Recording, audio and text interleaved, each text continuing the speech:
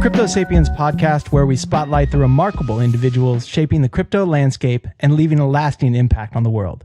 Join us for captivating stories of breakthroughs, triumphs, and invaluable lessons learned as we explore the dynamic world of the public greats working hard to build a brighter future for us all.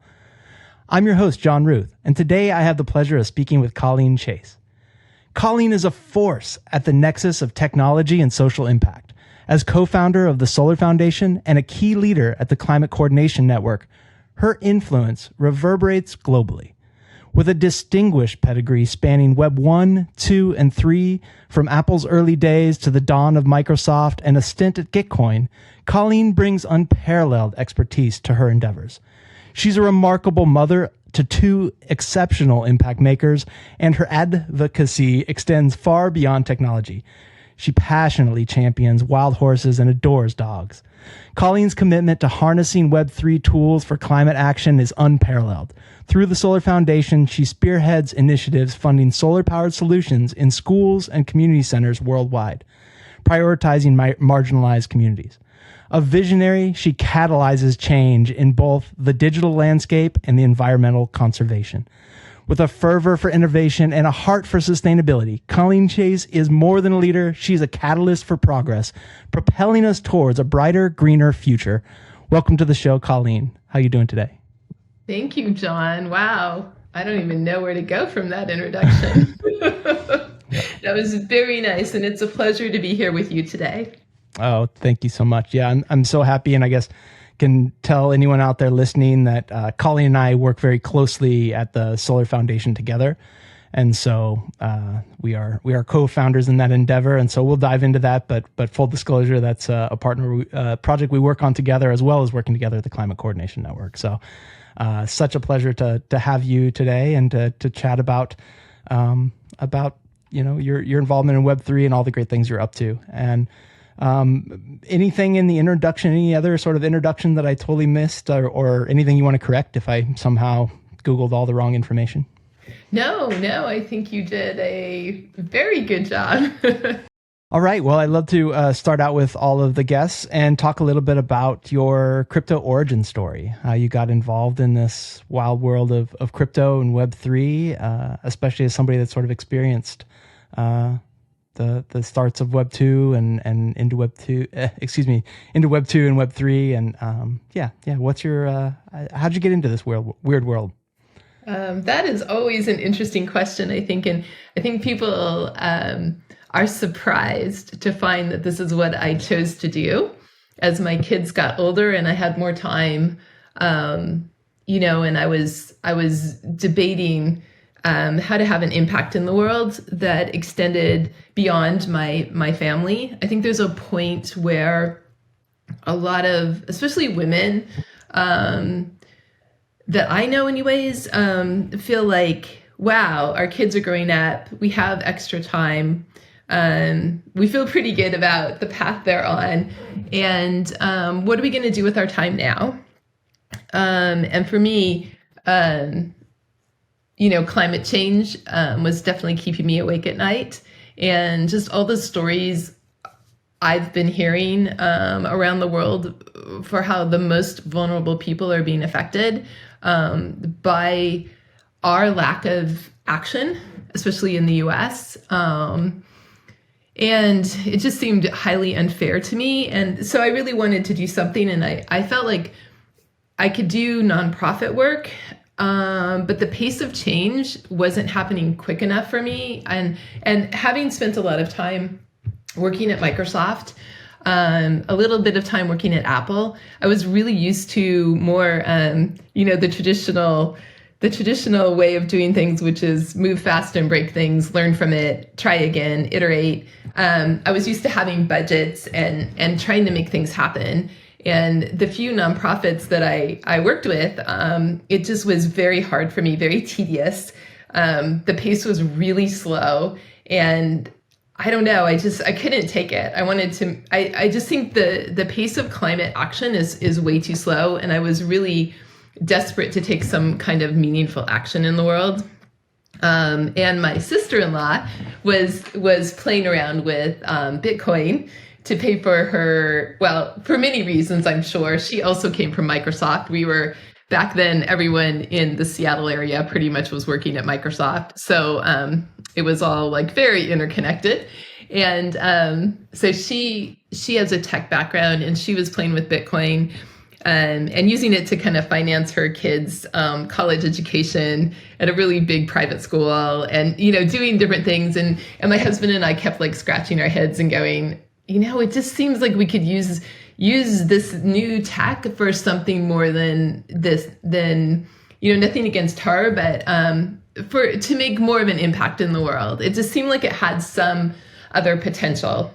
And so we started looking into it and listening to podcasts and things like that. And I stumbled across Gitcoin, I think with a little bit of help from my husband, Dave, who kind of put some feelers out too. And I remember searching like climate times crypto, you know, environment times crypto, Bitcoin times climate, like trying to figure out like where I could fit in, where I could see other people doing things, which I think is a cool thing about social media is if you have an idea, you can kind of keep searching until you find some people who share your passion, and then start following them and seeing what they're doing. And there is a lot going on. So I was really happy to find some different things. But the thing that made the most sense to me was the Green Pill book from Kevin Owocki. He had just come out with this book. I got it. I think I downloaded it online, read it really fast. There were a lot of things that I thought needed edited. And I'd done some writing and editing in my past life and career. So I thought I would just offer to help him, because at the end of the book, it said, if you want to get involved, if you want to help, just like join this Telegram. And I'd never even joined Telegram. So I hopped on Telegram and I said, you know, this is my background. I'm really into climate. I was really excited to read this book. And I could maybe help you edit. You know, I was just trying to figure out a way to be involved and add value. And so the first person who answered me was Ben West from Gitcoin and the climate team. And from there on out, he's like, let's talk. And would you like to be part of the Gitcoin climate advisory team? And so I started attending the Friday meetings. I've been doing that now for, I think, over 2 years. And just the best group of people. Really, I think that's how I met you too, through Ben. I think Ben introduced us, right, Jon? Yeah, that was our original connection point, was through that team. And then I feel like you and he were maybe doing some research and talking with some specific projects. And I had a project that we were both very much into solar. And he was very much encouraging me to look into blockchain-enabled solar. And so then he connected you and I. So Ben is a very, you know, Kevin Owocki came first, and then Ben, and then all the people at Gitcoin who were like, come work with us. You can be part of the grants team. And I was like, this sounds great. You know, most of the time I didn't know what I was doing, but I think the people who I was working with, like you and Ben and so many people on the climate team, were so gracious at like, just, you know, give us your ideas and we'll teach you about the technology. And so I was okay with that. And I wonder why, because a lot of people, I think at my stage, aren't very comfortable necessarily with what's happening in crypto, what's happening in Web3. And I think having a background at Microsoft, I was used to working with devs and technology that was way above my head. And I was just used to trying to communicate it to normal people. And so for some reason, I think when I stepped in, it's not like I knew what I was doing, but I felt comfortable with how exciting it was and what an adventure it was to try to figure it out. And, you know, it's somehow I think it felt like my comfort zone in many ways, even though I knew nothing, and I still know nothing. But I think just having the idea of let's keep learning and enjoying this adventure and figuring out how we can use tech for good versus tech just for the sake of tech, which was always the way I approached Microsoft too. So I was really lucky to find all these good people and to kind of find my people and to find really nice people. And that's what I try to do now that I've been in it for 2 years, is try to extend that same grace and learning and opportunities to other people who I meet who are new to the ecosystem. That was very long-winded. Yeah, I'm sorry. No. I mean, at the end of the day, the show's about you. Someday other people can interview me. So no, I think that's a great jumping off place into so many different things. I mean, I think just to touch on that last point, I think one of the big strengths you do have is being that connector. You see this tech and its potential, but you are most excited by the real world potential and the potential for people.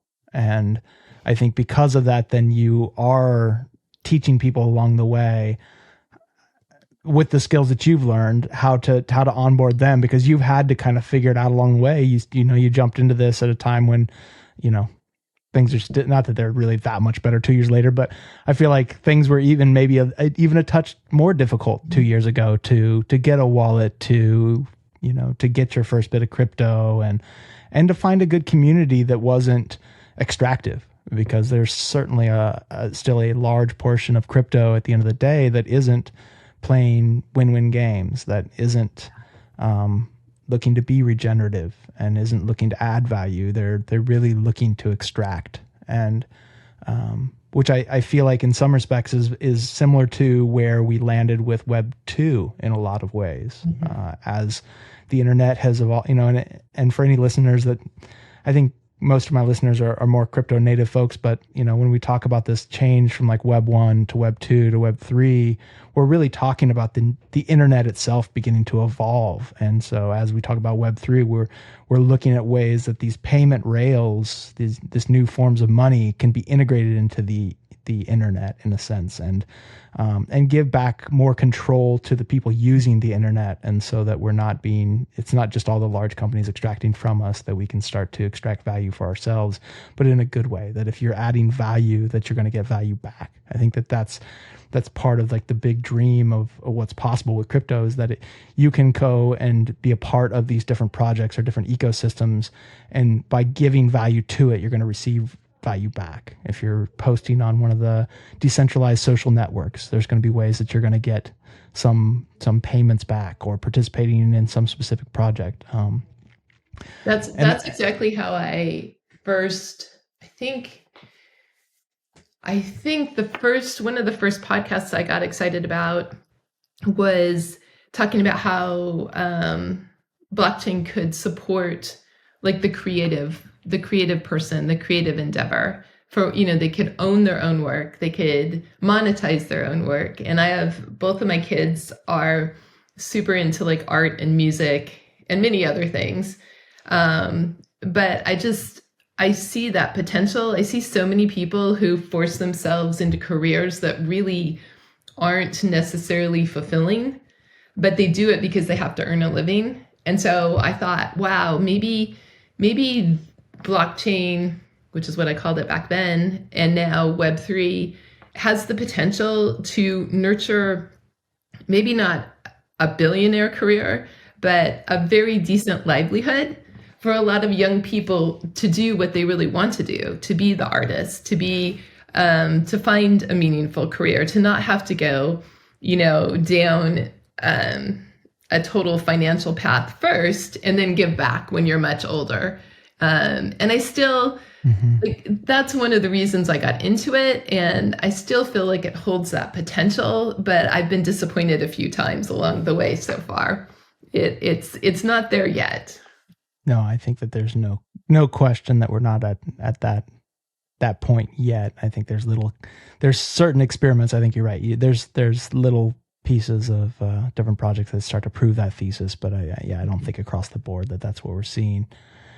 Because you were such early days at Microsoft, and I really feel like that was the time when the internet and tech was transitioning into quote Web 2, into this next like more interactive. And so the sort of the difference for folks out there between Web 1 and Web 2 is really Web 2 we begin to interact with. We're not just reading and getting information, but it's read write. And and I feel like there was probably a lot of people who had a lot of values about what the great things that they were going to create and like how they were going to make the world a better place with that technology at the time? And I guess one, was that the case in your work and in sort of the tech scene in general?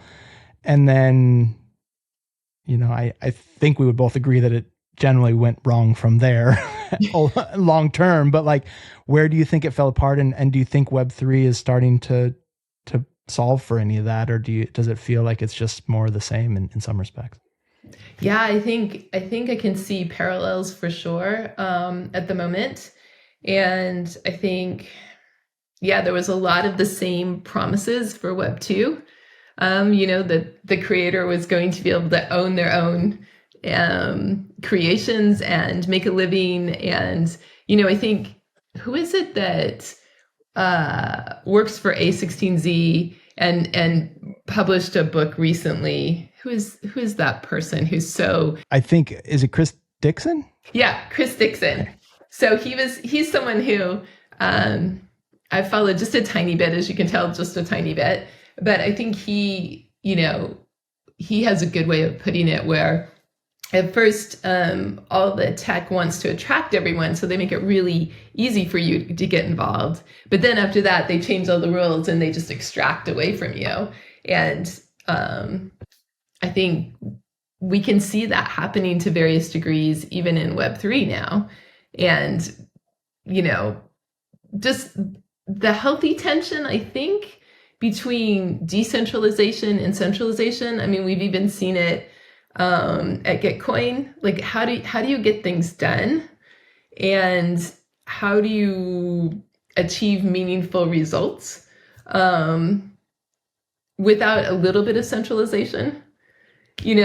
And then, but we still see so much value in grassroots and decentralization. And I think so many great experiments, but it's like, no, I don't think anyone really knows. I was listening, the track I'm on at the moment is more of a mutual credit, mutualistic way of looking at things versus a more, how do we make a difference in the world through traditional ways of doing things? I think where you and I, like when we first started our website, we were like, we want to reinvent the nonprofit model and give people an ownership in solar. And so to me, that kind of encapsulates what happens is like in Web 2, we wanted to reinvent how things were done, but then it got captured again and it went back. And so Web 3, here we are again, we want to reinvent and do things differently because we see the world's on fire. We see there are so many negative externalities if we keep on doing things the way we've been doing them for so many long years, decades. But it's really hard to earn a living and it's really hard to change a system.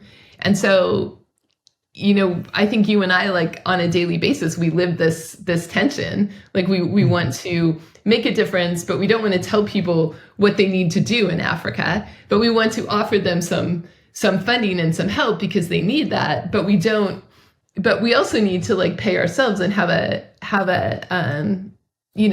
sense of well-being for ourselves and our families. And it's just like this constant tension. And I think it plays out on a very large systems level.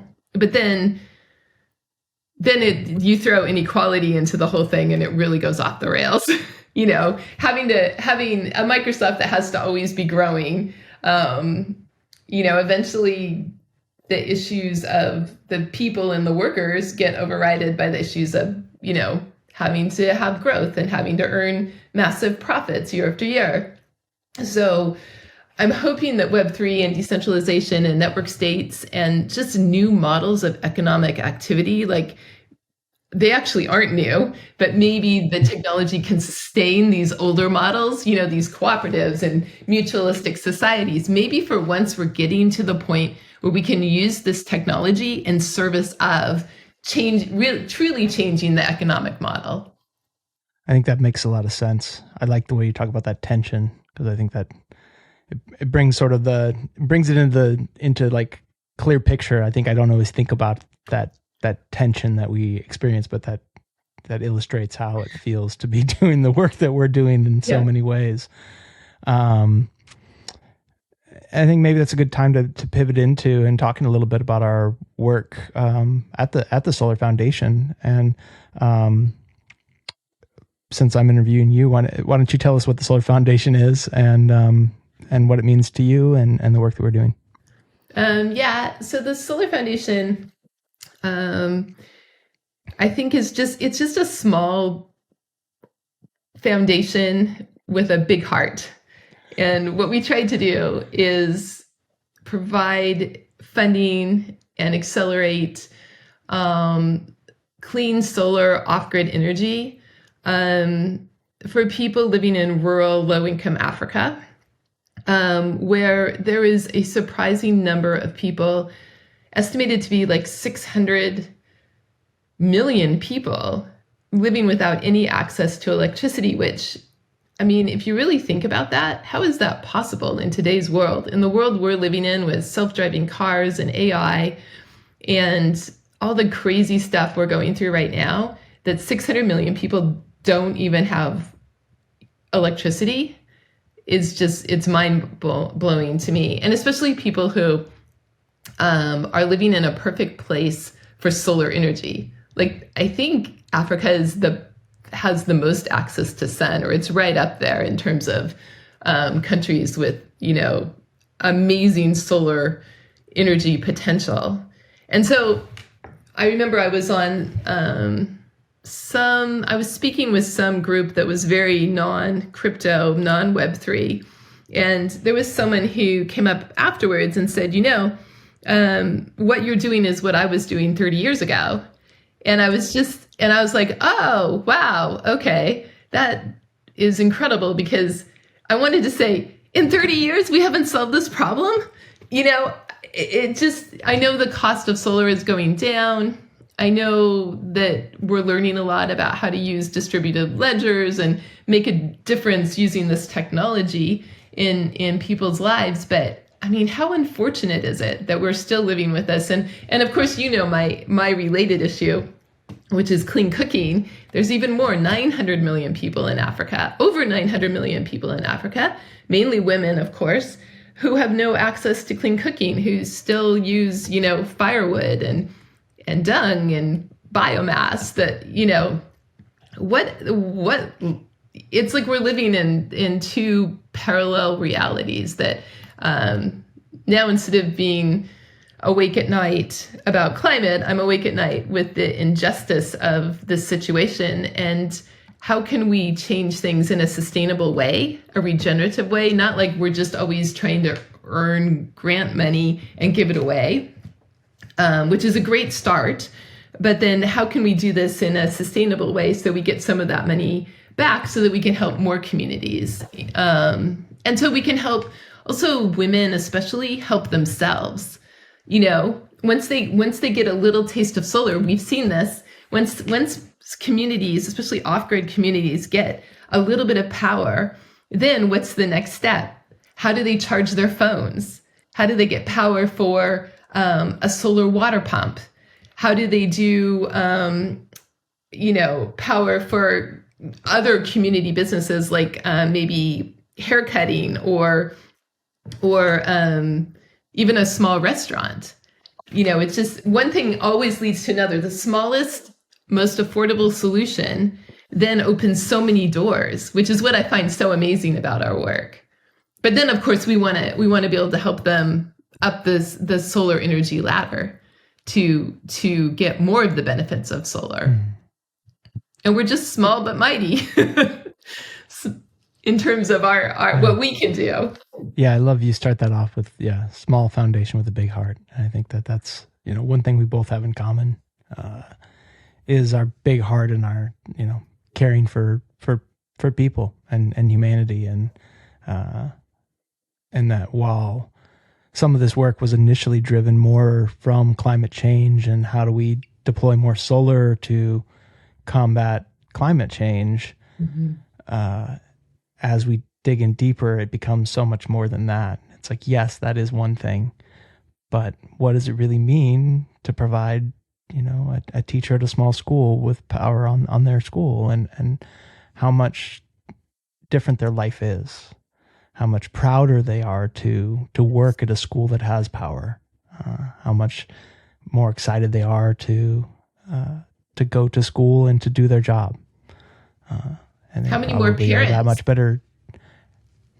Parents and we talked. Yeah, we talked to exactly. Yeah, we talked to some schools out there that they want to do this because then they can advertise and bring more students in, because they're also competing for those students and wanting to fill their schools and maximize their impact.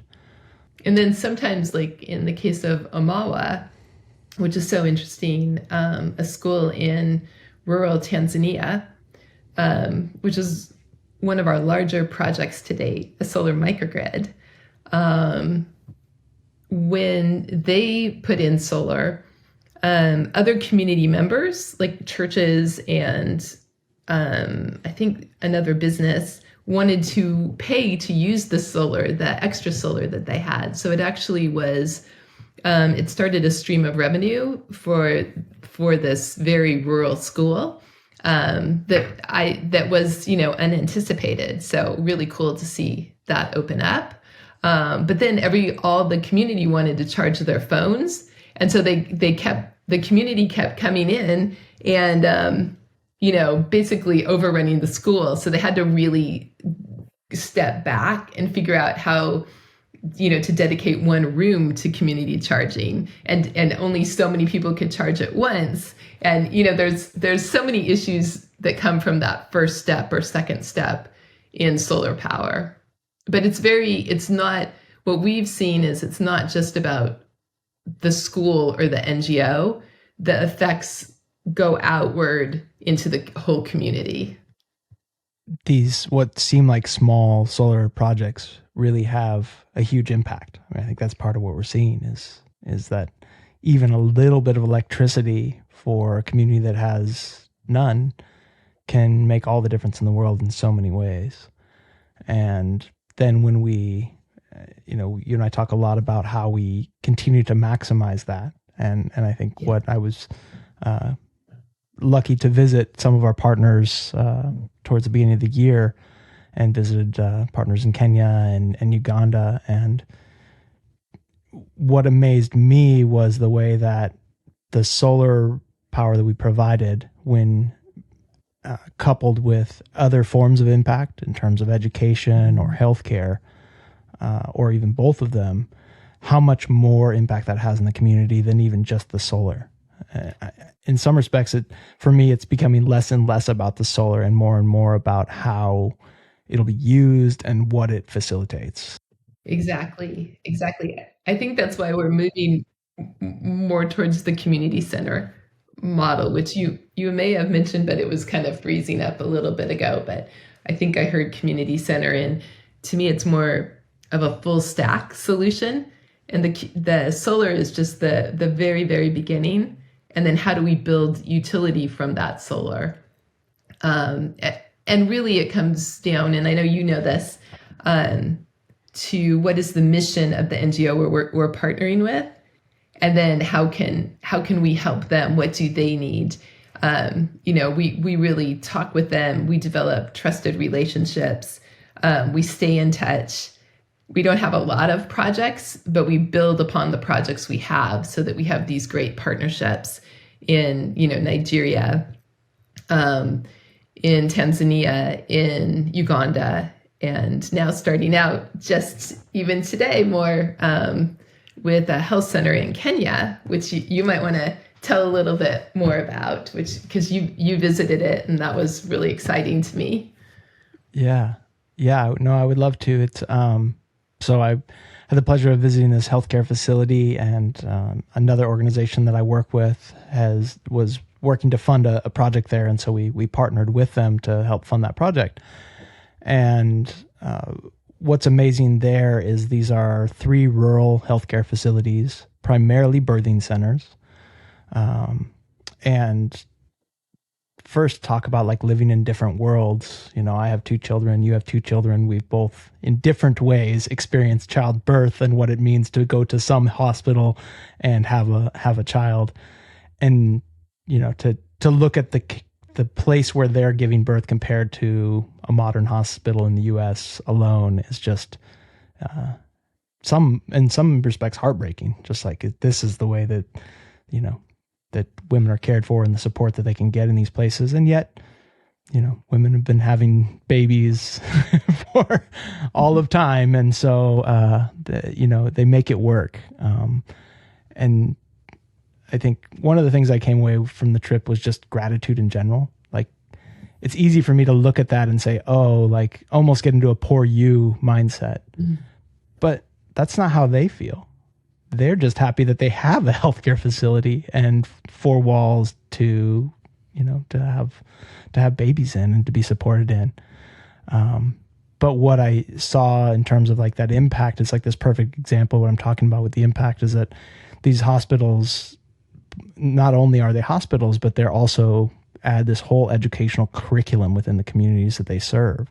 And so they have all of these women who are using kind of a train the trainer model to actually go out into their communities and support every woman from age 13 up, both with education on birth control, on sexual violence, and that they have choices about their body and what happens to their body, on really even their own female health. And so they're teaching them these things, and that alone is lowering the birth rates for so many through that education. But then when women do decide, and hopefully they do get to make that decision that they're going to have a child, then they're supported from that time all the way through the time when the child is 2 years old with continued education on, you know, while they're pregnant, different things like, you know, maybe they're experiencing some swelling or some bleeding or some symptom that before this education they would have just assumed is just a part of being pregnant. Now they learn that, oh no, this is actually a health risk for me and for my baby. And so they know, oh, I need to go to the healthcare facility and get checked up. I need to make sure everything's okay. And that these people are here to support me in that way. And then sort of bringing it around to the solar that we installed there, you know, it used to be that they lost power on a regular basis. So oftentimes in the evenings, power might be out and might be out all night long. And so if a mother were to come to the facility, even if there were somebody there to help them, the place would be dark and they would oftentimes go back home. And then that would likely mean that they're laboring at home, having a baby at home. In, you know, to describe for anybody that's wondering what that looks like, I mean, that's literally like a mud hut in most of these cases with maybe a tin roof. And so compared to the homes that we live in, or probably for a majority of the listeners live in, very suboptimal living conditions and certainly birthing conditions. And so now that the solar is there, now that they have power 24/7, continuous power, and then the state has helped to then add 2 more nurses to their payroll, so they have night nurses, so they have care 24/7 there. And so now the birth rate has gone down, or the complication from birth, like the death rate, I guess, is really, I don't know, I'm not healthcare's not my profession, so I'm sure there's a better way to say that, but the number of women dying during pregnancy has gone down to nearly 0 because of all these services. And so we really see that if you bring solar in, now it increases access, it increases their ability to do that education, and just generally makes their community a stronger, healthier community. Also refrigeration, right? Yes. It can support refrigeration. Yes, they used to in one of the facilities, they had they would either carry so they have a couple of refrigerations for vaccines particularly, and so especially like during COVID when all of those vaccines were, you know, they have even more vaccines than they would have otherwise. You know, if they lose power for too long, all of those could go bad. And so it used to be they would some of them would use gas backup, like a propane, and so sometimes that could be some temporary backup. Some of them, there was one of the clinics where they would actually move the entire like chest freezer and all the vaccines to another building like down the road that had power, that would typically was on like a different line. So if their power was out, that would still usually go. So they move all of that there for as long as it would take and then move it all back. maybe once a week, maybe more than that, like as much as it takes just to protect these valuable resources. And so, yes, once again, there's, so refrigeration for all of those tools and are available. And I don't That's know, what really, I love is that just a small, what to us is a fairly small solar solution, has so many exponential benefits, including to not just the entire community, but to a very vulnerable population within that community, which is the women, and the children. And so that's, I think, one of the things I'm most proud of is that,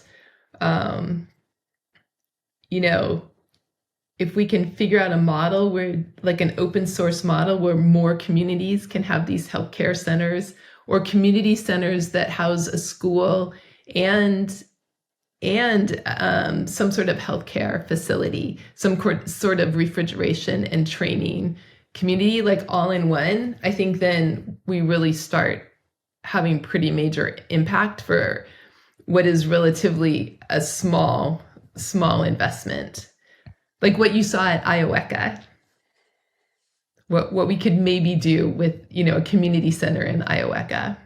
And Iowa, Uganda is another one of our partners, and their primary purpose or mission is around regenerative agriculture. And so they grow fruit trees and provide those to local schools, along with education for how to care for those trees, so that long term, each of these schools is going to have orange trees and avocado trees, an abundance there at schools. They also do some skills training they do both sewing and textile training, as well as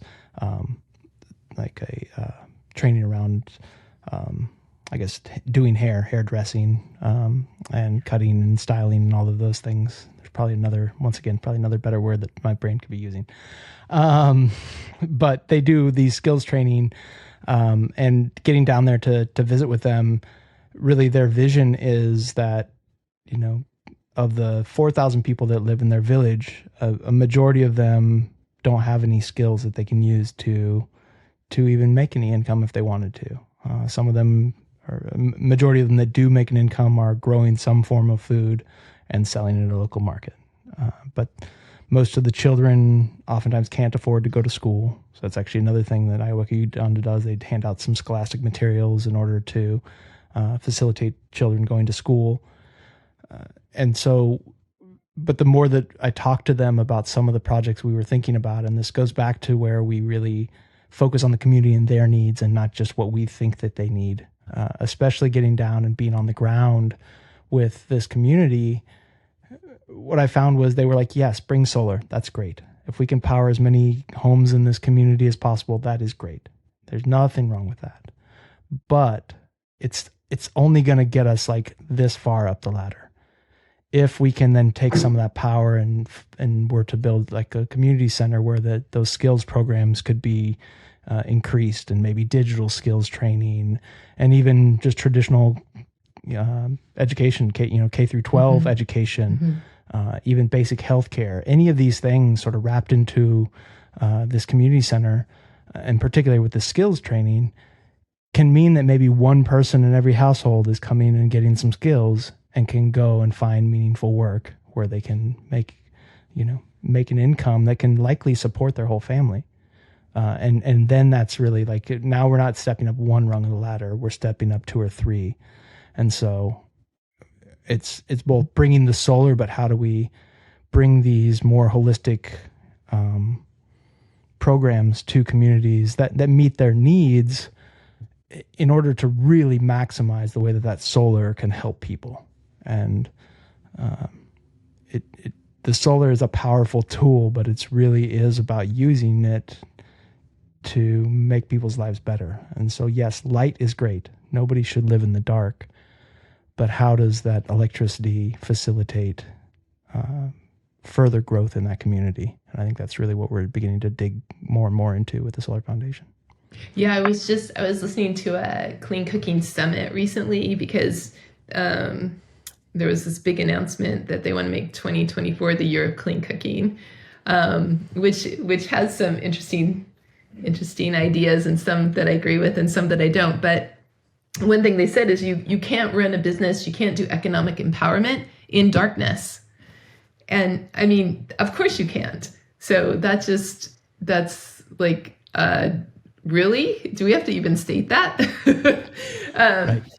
So it's like such a small thing that we're doing that has so many big benefits, but it also opens so many more questions. And one of them that you and I have been dealing with, that I'm throwing out here because maybe someone who listens to this might have an idea, and I think we have a few ideas that we're exploring as well, is in order to teach digital skills, which have so much potential for like off-grid work, if you have to have internet connection, if we can somehow find a way to do blockchain-enabled, affordable, super reliable internet access on top of having the power, think of what people could do. Because as my friend Simon Sahlstrom always says, talent is everywhere, but opportunity is not. So if we can just open these doors and facilitate the development of the talent, it would be amazing. Anybody out there working in decentralized internet? Yeah, there's definitely a couple different programs out there or options out there. So I think there's a couple things we're going to start to experiment. But if anybody's out there working on any of this stuff, we would love to talk to you and learn more about it. Because it is, in internet connection, even as we're seeing in this podcast with a little in and out connection between the two of us here in the U.S. If you have zero connection, so much of this is not possible. Like you can't access the internet, let alone Web3, if you have no internet. It's just not going to happen. And exactly. And I know one of the things you and I really care about for, the Climate Coordination Network is how do we show our impact? There's so many good people, like being part of CCN and meeting so many climate solution grantees.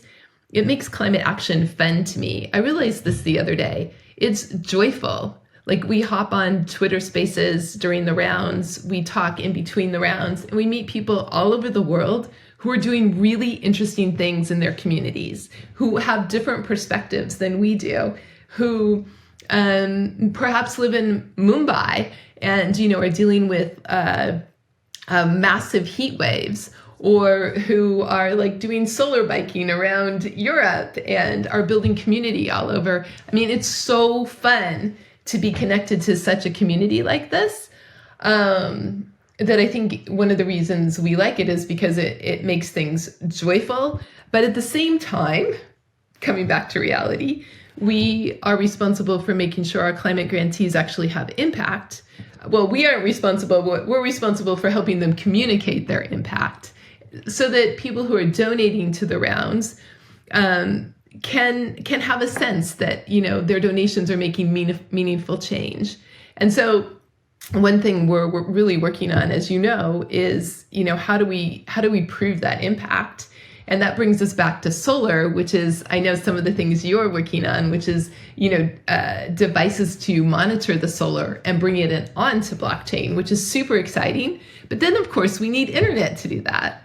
So it all comes like full circle back to some of the things we're thinking about. Like, first of all, it's all about partnerships, like partnering with Switch, and which is a cool company to look into. And then how do you partner with these remote monitoring devices and the people who are making them in Nigeria, so on the ground in Africa, using them with our partners who have solar solutions to bring the data online without the internet. You can't do it. I mean, how many people? I guess that's another stat we should probably have on the back of our brains is how many people out there in the world are living without reliable internet access. I mean, it's a massive number of people, and they are being left out of what appears to be the future of our society in a lot of ways, whether that makes people happy or sad. Like, it's very clear that we're going to live online and live in a digital world more and more as we move forward, with everything I feel like, especially in this post-pandemic reality, more and more people are spending most of their time at their homes and connecting with people virtually instead of IRL. And so many more of the opportunities, particularly in the crypto space, are all digital.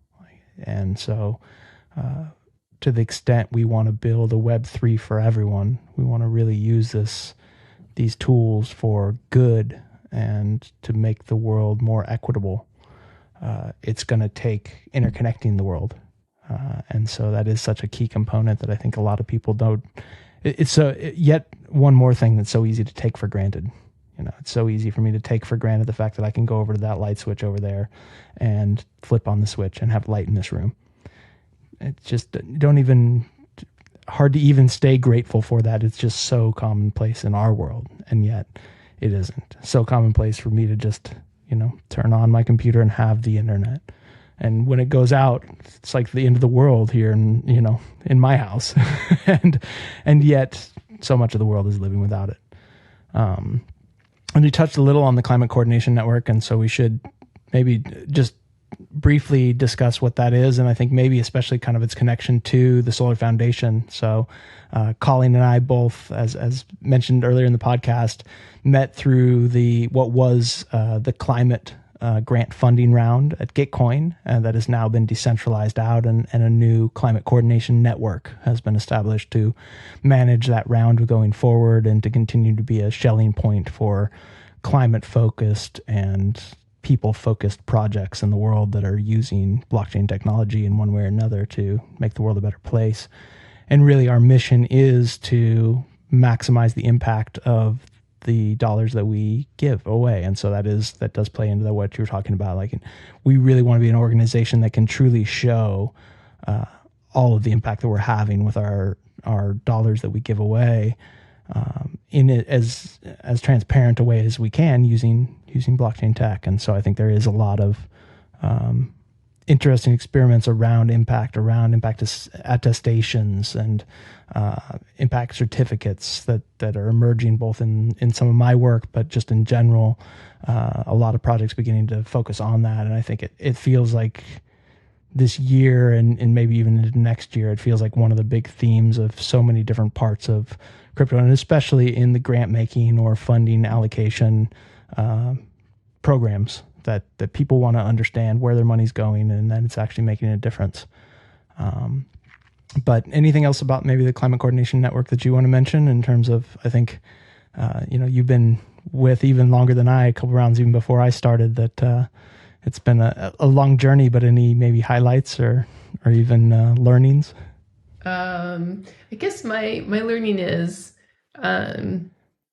for people who think they're alone in the world or who are despairing at the state of the world, there are groups of people that come together and are working on problems in even a really small way. And it can grow into, becoming bigger and bigger. So try to hop on, and you can always contact me or John or the Climate Coordination Network. And we'll help guide you. Like, there are places where people really care and are really trying to make a difference. And there's all kinds of grantees, and they don't just need money. A lot of them need help, development help too, or maybe community building help or marketing help. So to me, CCN gives me great hope, which is the number of people we come across who are on the ground working to create more of a collaborative grassroots approach to accelerating climate action.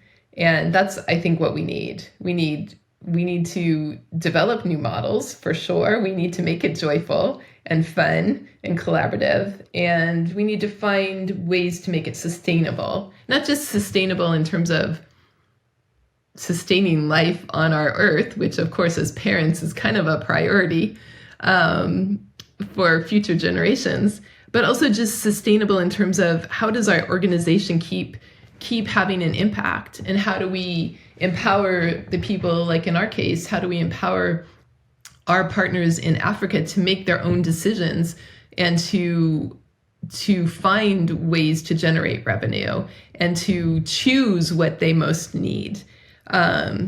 How do we develop that trust in that mutualistic approach? So those are the kind of things I'm really excited about going forward. And I just want people to know that I think there's a lot of anger and despair about the state of the world, rightly so. I go through it many, many days, ups and downs, and I know you do too, Jon. We often, talk about it, but there's also a lot of people doing work that's probably super interesting, and we don't even know where it's going to lead yet. I love listening to podcasts, and I was just listening to this one. It's called The Blockchain Socialist. Have you listened to that one, Jon? I don't think I've caught any of those. I feel like you've recommended it, but I don't think I've caught any of the episodes. Yeah. This one is My Worlds Colliding, because it's with Sarah Horowitz, who wrote a book called Mutualism, that my husband Dave, who does healthcare, kind of has a healthcare startup in the US. It's a book that he refers to a lot.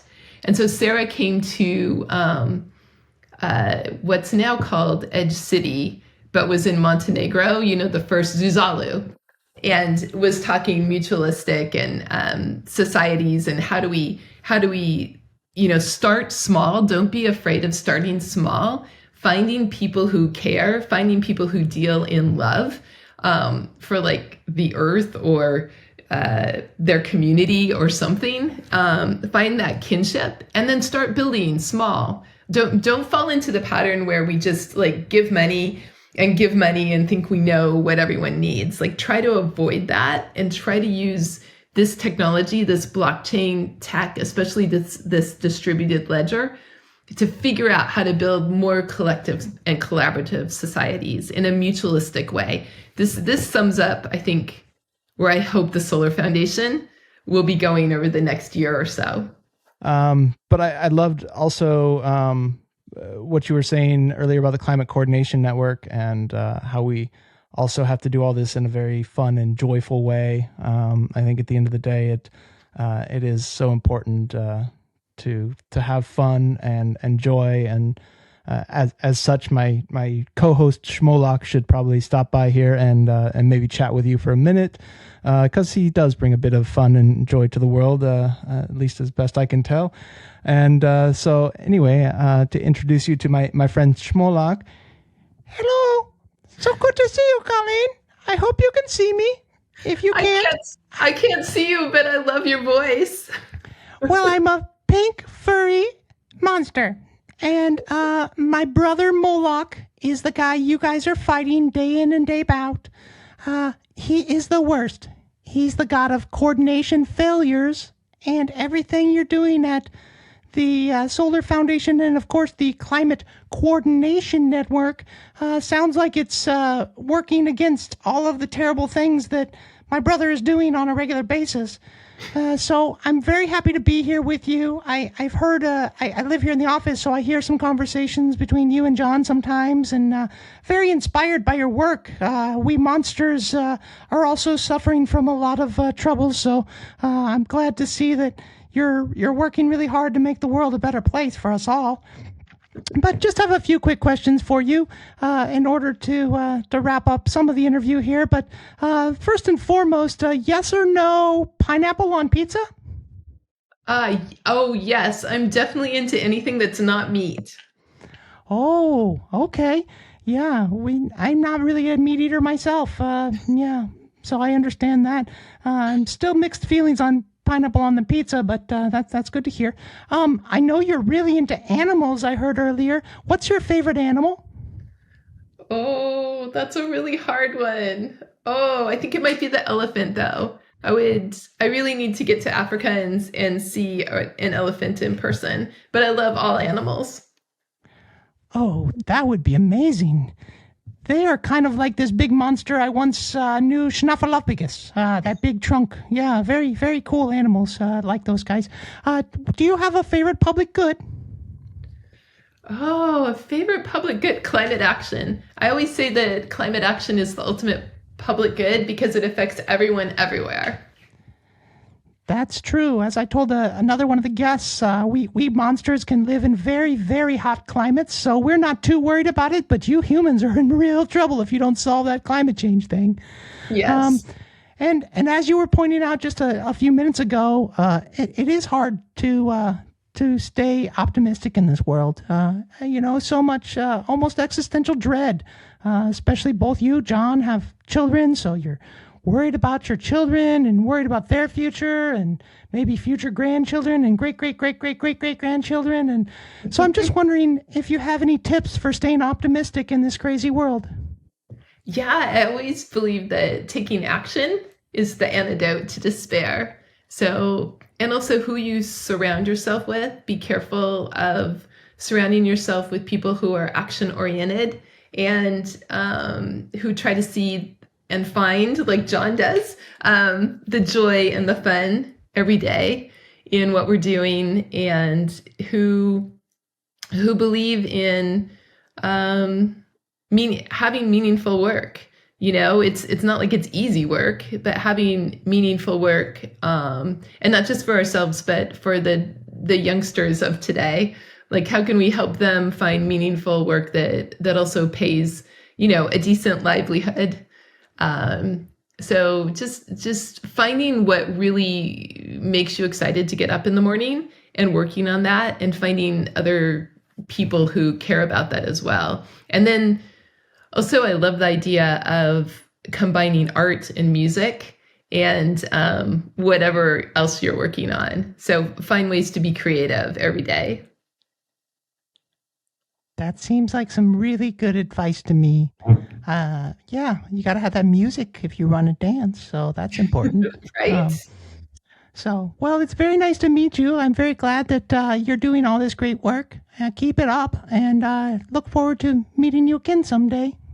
Thank you. Thank you. Our good friend Smolak, co-host of the pod here. And as we wrap up, I know we ran a touch over our time, but wondering if you have any closing thoughts or anything else that that I may have missed. Well, we could probably talk all day, you and I, Jon. But I think some things that I want to make sure I highlight are, it's really important to get more women involved in Web3. And one thing I'm doing along those lines is taking part in the ReFi Cohort 10, which is a great way to learn all about Web3 and blockchain. So I highly recommend that any woman or person who identifies as a woman get involved. I love their mantra, which is the future is feminine. But I think it's like a 12-week course, and I've been getting up at 5:30 in the morning twice a week to do the course with Maggie. And it's just, make sure you follow ReFi, and it's a great way to really, really learn a lot about the tech in a non-threatening way. And there's a lot of cool opportunities in terms of finding work, finding other people who care about similar things. Like right now I'm into DPIN. And so there's a DPIN club that just started up. But there's all kinds of clubs and ways to get involved. And also at events, they often have meetups that are super inclusive and also educational. So I just wanted to make sure people know about that resource. That is a really great one, and I'm glad that you mentioned that. I haven't directly taken part, but I've heard really great things, and then even more so from you as you've been working your way through the course. Maybe we will touch on that topic just for a second as we're closing out here, but I know that majority of the tech world has traditionally been a very male-dominated culture, and I think that really was prevalent in kind of previous iterations. I'm sure you saw that in early Microsoft days, and how many more men than there were women out there working in tech. Do you think we're doing any better now? And if not, do you see a path where we can start to really bridge this gender divide and bring more women into this tech, and as much as anything, have more women leading this space that we're building together? Well, the stories I could tell about my days in Web 2 and Web 1, but I won't. But yeah, it was very male dominated. I think personally, women have maybe more confidence now in terms of the fact that we can tackle these technological issues if we want to. We can learn. Susie Cav and I right now, we're taking the what is it? The TEC the classes. The Token Engineering Commons? Yes, the Token Engineering Commons, which is like something that I'm not going to make it through. I can totally admit to you, but even just the first units of the course are opening my eyes to how tokenomics works, the potential of tokenomics, some of the issues, like if we ever would use it with the Solar Foundation, some of the issues that we need to think about. I think just even being able to like have the confidence to step in and say, I am not an engineer and I'm not a computer programmer, but I'm going to at least try to get the basic philosophy behind this so that I can work with people who are developers and engineers. So for me, at least, it seems like women are more confident in terms of not afraid to wade in, make mistakes. I find the people in Web3 are so understanding and everyone's making mistakes. And my husband always says, actually, which I think is a very good quote, if no one's an expert, anyone can be an expert. And so I think there's kind of that sense of we're all in this together, we're all learning, we're all creating, we're all making mistakes. So no one's, at least in my world, more the social impact world, no one's like really harsh on people when they make mistakes. It's more like, hey, what can we all learn from this? How can we support you? Those kind of things. So in that regard, I found Microsoft much harsher. Like if you made a mistake, it was painful. And lots of yelling and swearing and things like that back in the day. So yeah, I find it a little bit better that way, but there's still not nearly enough women leaders. I am saddened that I meet a lot of young people with so much potential and education and knowledge, and they're having trouble finding paying careers in this space. And I know men are too, so it's not just women. But I think ReFi is helping address this and providing resources for this, and that's so needed. Yeah, I wish I could do more. I know. What is it that you work with, Jon? That's the like DreamDAO?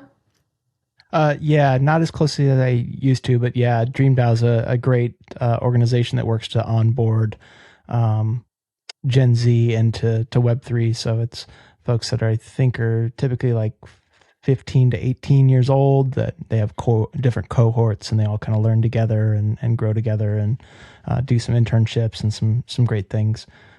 But yeah, I love that. Yeah, and I think programs like that are a start, and the work that Maggie has done to build ReFi and all the great folks that work with her. I think my sense is she really embraces this idea that I do my best to live by, and that I create leaders that are greater than myself. And so I think that she really is a strong leader, but her mission is to create a whole lot of leaders, particularly women leaders in this space through her work. And it's really so important. And she's definitely a public great. Maybe someday I can get her on the pod. Oh, I'm sure. Yeah, 100%. Let me know if I can help. All right. Well, I really, really enjoyed our time together. I'm so glad we could find time for the conversation. We have so many conversations off camera, off recording, but I really was excited for people to hear your story and all your insights into how to really use crypto for good at the end of the day. And I really do think you're a huge impact maker in the space. And so really so grateful to get to work with you so closely on so many great projects. So thanks so much for being here, and look forward to talking to you again really soon. Thank you, Jon. Thank you for having me. And I look forward to working together and having more of an impact in the time to come. Thanks everybody for listening.